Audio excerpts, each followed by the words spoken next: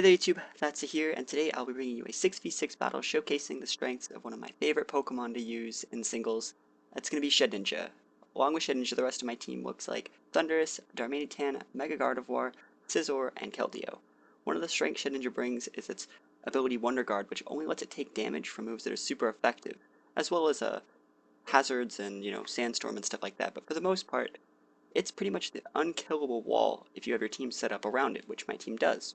We're fighting off against Panda, some guy that I met on stream, and we just had a casual friendly battle. So without further ado, let's start this thing up, get into it, and I'll explain how Shedinja works specifically in singles for X and Y. Okay, so Panda's issuing a challenge. Now, he's going to lead with Klefki, and I don't really want to lead against Klefki because there's a lot of things it can do. It can definitely foul play me my Shedinja. It's a super effective attack and it can kill it. So I'm just going to taunt with Thundurus because this is a really good matchup for me. We both have Prankster, and since my speed's higher, I get to taunt first. He can't really use spikes because I taunted him, which means my Shedinja is safe from the spikes. I get a really big hidden power fire. It's going to do a ton of damage. It's going to drop him super low, and he's going to hit me with a foul play. Now, those are two moves that would have really killed my Shedinja, and after seeing the Shedinja in team preview, a lot of teams are really hellbent on just killing it. So Klefki going down right here is just one of the main things, like one of my main threats out of the way, because a lot of the teams only have a few Pokemon that can even make contact with Shedinja, so after you kill them, you could potentially have a free win. I decided to send out my Darmanitan after my Volt Switch, and he decides to go with his Azumarill. One of the really cool things about a Azumarill in my case is I know that it has no moves that can hit my Shedinja. Normally they have Play Rough, Belly Drum, Aqua Jet, Waterfall. We see him go for the Belly Drum here, but I already know that there's like no way he can hit me unless he has like Hidden Power Fire, which would be just stupid on an Azumarill. You see he has to withdraws after going into a Belly Drum, which is so good for me. We see him go into Garchomp. I'm expecting him to have Rough Skin, which is another way for him to hit me, and he goes right into a Will-O-Wisp. So getting a burn on a Pokemon like Garchomp in singles is huge, and it's so far Shedinja is really working for me. I'm really happy, really liking the way it works. I decided to use Protect just to make sure he has moves that can hit me, and he goes for a Fire Blast. So that means I am gonna have to switch. Now my Shedinja is Focus Sash, so it pretty much can eat one attack if it has to. Another reason I used Protect last turn was because just standard burn damage has gotta build it up. I decided to switch into my Keldeo, one of my other favorite Pokemon to use. I really liked it a lot last gen, so I thought I might as well just bring it in this game. I had an extra slot and it kind of filled that void. We see that he decides to go for his Mega Evolution and Mega Garchomp. It gets a ton bulkier, but it's like burned. So you can see this Fire Blast does like nothing. Even though special attacks aren't really lowered by burn, Keldeo's a water type. This Keldeo happens to have an Assault Vest, so that Garchomp really isn't getting that much work done. My Keldeo goes for an Icy Wind, and it is going to be enough to kill the Garchomp. I don't think it would have killed if Garchomp was at full, because Mega Garchomp is super bulky, but I do happen to kill the Garchomp, and he sends his Azumarill back out. Now, he's probably thinking he's going to play rough, and since I know that he's going to play rough, I know that none of his moves can hit me anyways, I decided to switch back out into my Shedinja, the most unkillable wall in the game, proc my Wonder Guard, which means I'm not getting hit, and it's going to force him to switch again. Now, every single time it forces him to switch, I get a free turn to do whatever I want. I can switch to what I know. I can switch to counter something I know he's going to switch to, or I can just stay in and use like, Toxic, Confuse Ray, Will-O-Wisp, and stuff like that. When you start getting into the super mind games about Shedinja, is when you know that they only have one thing left that can hit you, and you switch to one thing that counters that.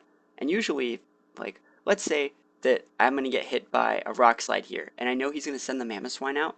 I can switch to my one Pokemon that counters Mamoswine, and if it counters Mamoswine, it's probably pretty strong, which means it probably counters a lot more Pokemon in his team, so it even snowballs my lead even further.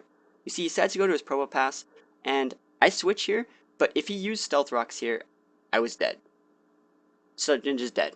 I decided to go for a Scald with my Keldeo, because we both switched, and I luckily do get the Vermin, it doesn't really matter, and he went for a Thunder on my Keldeo, so I'm so happy he didn't go for Stealth Rocks. I would have gladly accepted the Thunder with the Probopass. Like, Keldeo has an Assault Vest, and I don't really care if it gets paralyzed, because I would have still had my Shedinja. You see, he goes back into Mamoswine, I guess just to eat the Scald. That's kind of weird, but, it's okay. It's okay for me. I've burned, like, his whole team. Now remember, there's still a couple more things in his team that can make contact with Shedinja. Azumarill, sadly, is not one of them. I'm going to switch back out and go back in my Shedinja for the third time in this matchup. And it's probably getting pretty annoying for him at this point, but there's no reason not to. Every single time he switches, I can send him out and use another free move. He's going to withdraw his Azumarill, and send out his Probopass this time. Now, Probopass is super low, and I make the mistake of going for Will-O-Wisp, even though I knew he was going to switch. I probably should use Confuse Ray or Actual Attack, but I just go for the Protect here. I'd rather not eat, some kind of random attack that can kill me. And if you were to go for Stone Edge, I just would. Or sorry, if you were to go for Stealth Rocks, I would have been okay with it because Shedinja's already done its work. You can't expect to win the game with Shedinja every time, but seeing as how it's walled out all of his sweepers, I think it's done a pretty good job. He sends Cloyster out, and I know Cloyster gets Rock Blast, so I decided to go for a Will-O-Wisp just to burn it, and he doesn't even go for Rock Blast or Shell Smash. He actually goes for a Hail, and Hail is a move just like Sandstorm that will hit Shedinja at the end of the turn. I'm thinking about using Safety Goggles on my Shedinja next time, but sadly, Shedinja is going to die this turn.